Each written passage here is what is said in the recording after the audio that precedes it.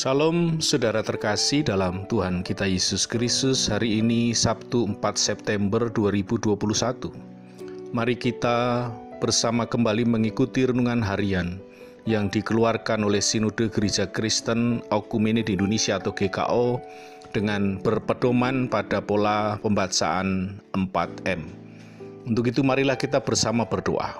Bapa Maha Kudus, kami bersama-sama membuka hati untuk kebenaran firman-Mu yang kami terima hari ini.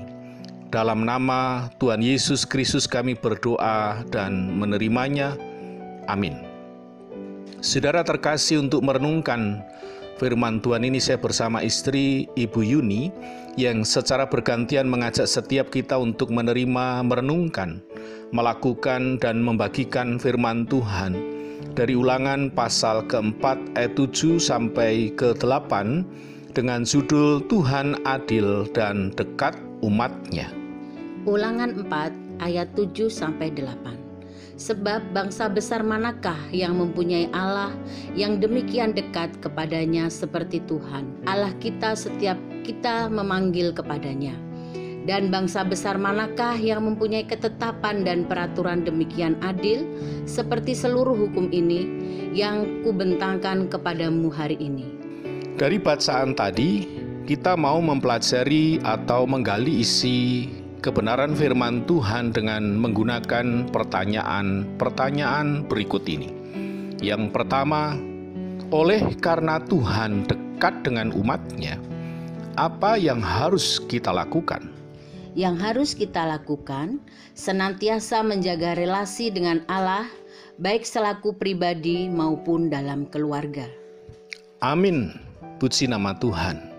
Sebab kekuatan hidup kekinian dan keakanan kita ditentukan oleh apa kata Tuhan. Lalu, bagaimana kita dapat senantiasa dekat dengan Tuhan? Yang pertama, berusaha memastikan hati dan pikiran kita selalu dijaga dengan menundukkan setiap pikiran kita yang menentang pengenalan akan Allah. Berikut yang kedua, hidup bergantung penuh pada Allah, seraya mengaku berdosa di hadapan Allah, merendahkan diri berbalik kepada jalan Tuhan dan hidup dalam misi ilahi. Dan yang ketiga, dekat dengan Tuhan itu dibuktikan hidup berdamai dengan sesama, hidup melayani sesama, dan hidup berdampak positif bagi sesama. Untuk itu mari kita masuk ke pertanyaan berikutnya yang kedua. Bagaimana sifat dan peraturan Tuhan? Sifat dan peraturan Tuhan yaitu penuh kasih setia, penuh keadilan, dan penuh kebenaran sejati. Apa maksudnya? Maksudnya yaitu Allah mengasihi umat-Nya dan senantiasa menepati janjinya.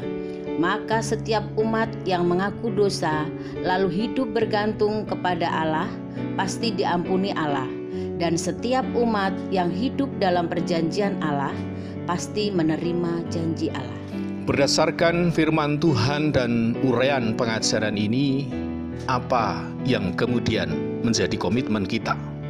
Yang menjadi komitmen kita yaitu ada 3. Pertama, hidup dalam ketetapan Allah, menjaga relasi dengan Allah, baik selaku pribadi maupun dalam keluarga. Yang kedua, hidup berusaha memastikan hati dan pikiran kita selalu dijaga dengan menundukkan setiap pikiran kita yang menentang pengenalan akan Allah. Dan yang ketiga, hidup dekat dengan Tuhan dibuktikan hidup berdamai dengan sesama, hidup melayani sesama, dan hidup berdampak positif bagi sesama.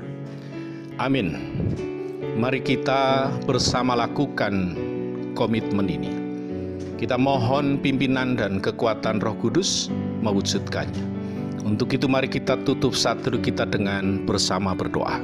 Ya Allah Bapa di surga, kami doakan firman-Mu jadi nyata dalam hidup kami. Kami juga berdoa bagi siapa saja yang mendengarkan renungan hari ini, agar setiap kami hidup dalam relasi benar dengan Allah dan hidup dalam ketetapan Allah. Dalam nama Tuhan Yesus yang hidup dalam kehidupan kami. Kami telah berdoa menerimanya. Amin.